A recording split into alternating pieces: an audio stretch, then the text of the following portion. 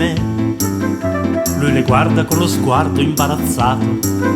Se una lei gli si avvicina solamente, lui diventa rosso e pure balbuziente.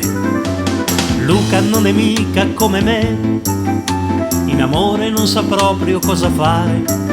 Se una donna vuole uscire qualche sera, lui rimane appiccicato alla portiera. Luca è timido, introverso e complessato, ed è lì che ci ritenta con i fiori, ma le perde tutte quante come un sogno, e io sono qui perché di me ha bisogno. Luca, non fare così, ti prego.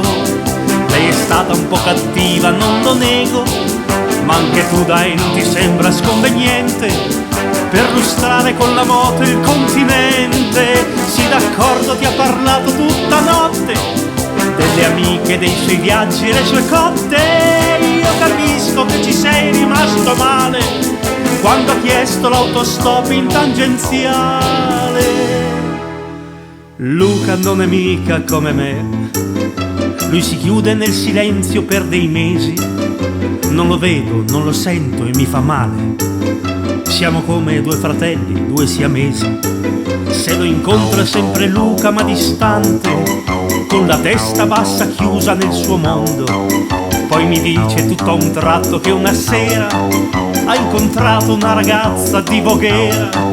Luca è timido, introverso e complessato, con i fiori nuovamente ci ha tentato. Sulla moto dalla sera alla mattina gli è scappata dalla sella, poverina. Luca, non fare così, ti prego. Lei è stata già paziente, non ti pare?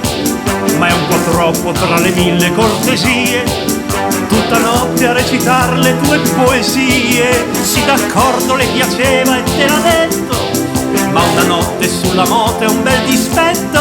Si aspettava forse quello che è normale, non la vista del tramonto al cannocchiale. Luca non è mica come me, nuovamente nel silenzio per 2 mesi, ma un bel giorno nella posta come un sogno c'è l'invito al suo imminente matrimonio. E bravo Luca, dai che ce l'hai fatta, l'hai trovata finalmente la tua vita. Non mi sembra vero e piango d'emozione, mi precipito più tardi alla funzione. È gremita quella chiesa, quanta gente. Mi permetta, chiedo scusa, finalmente vedo Luca e tra quei flash di 1000 foto, tutta in bianco sull'altare scintillare la sua moto.